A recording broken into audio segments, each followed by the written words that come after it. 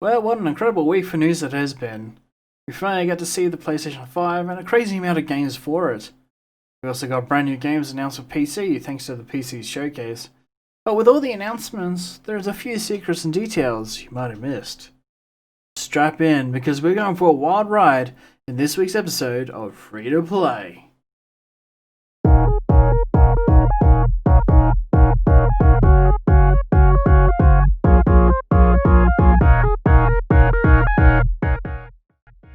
Oh hey, it's you! Welcome to another exciting episode of Free to Play, your weekly gaming news show delivered straight from the Sony Headquarters, where they make PlayStation 5s. I'm your host Charlie K, and in this week's episode, we cover all the latest news from the PlayStation 5 event, the leaks surrounding all the gaming streams happening right about now, and did you know that the PlayStation 5 is hiding a lot of secrets? Find out just what they are and so much more in this week's episode. But before we begin, if you love gaming content like we do, why not consider clicking on the like button and the subscribe button, as well as the bell icon, so you don't miss your video. For our first bit of news, Pokemon Sword and Shield have their first DLC dropping this week, called the Isle of Armor. In this new expansion, you get to travel to a brand new island where you meet new and some old favourites, Pokemon. If you pre-order the DLC, you'll get special costumes based on Let's Go Eevee and Pikachu. You'll also get Leon's costume from the game. This new DLC will also add some old Pokemon to the game and new Galarian forms for Pokemon such as Slowbro, Zapdos, Moltres, and Articuno. EA has finally revealed the first details of Star Wars Squadrons. This new game is a spiritual successor to the classic Star Wars Rogue Squadron and sees you take on the role of pilots taking on some of the greatest battles in the Star Wars franchise. You can pilot an X-Wing, an A-Wing, or even a Y-Wing.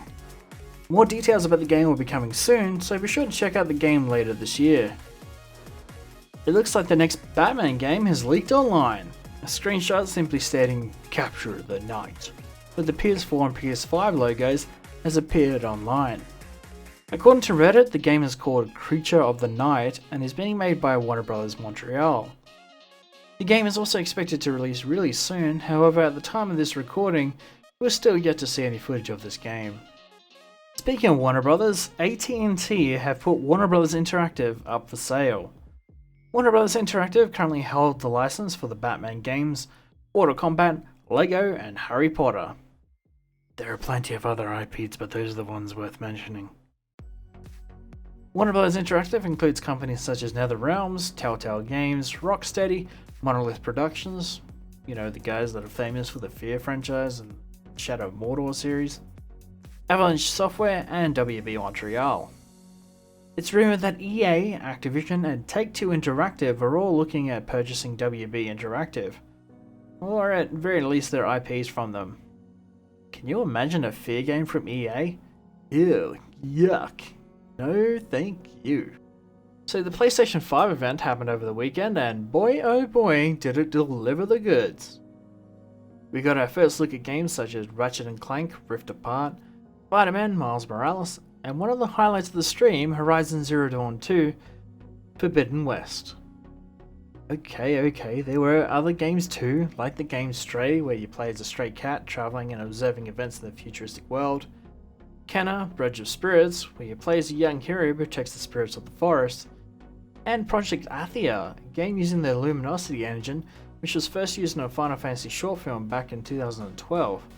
Which was visually stunning back then and is still visually stunning right now. Well, now that we have talked about the PlayStation 5 games, perhaps it's time we talk about the actual PS5 console itself.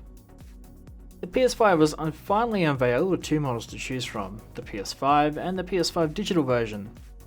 Real original, Sony, but hey, if it works for Xbox, why not make it work for yourself, right? Anyway, the PS5 will have some accessories at launch, including the DualSense controller. Rest in peace, DualShock. The PlayStation camera. Seriously, does anyone else think of either a clam or a taco when they see this thing? Tacos. Oh. The charging station, a headset that can allegedly do 3D audio, and a media remote. You become lazy like me and want to watch 4K Blu-rays on your PS5. Yes, Sony finally put a 4K player on their consoles. Hallelujah! But did you know these little secrets? The PS5 and the DualSense controller actually have the PlayStation symbols etched into their design. If you look really closely, you can see the signature triangle, square, circle, and X etched into their designs. But that's not all. The inner ring around the PS5 is coloured in blue when the PS5 is on. Also, did you know that the PlayStation 5 can also use a brand new technique called variable rate shading, or VRS for short, which allows developers to add details like shadows and lighting to a certain image. This allows the PS5 to focus on loading times and increasing the frame rates of games a lot faster without losing a lot of the detail. Pretty neat trick, huh? Oh man, is it that time already? The second Death Star is gone. And share it with your friends. The Imperial fleet is still a threat. That's That Squadron. Let's make history. In the meantime, this is Charlie K. This is it, Titan Heroes Squadron. Unite! Everything we've done has led We to will this. see you Finish those bad on the guards next scum. level.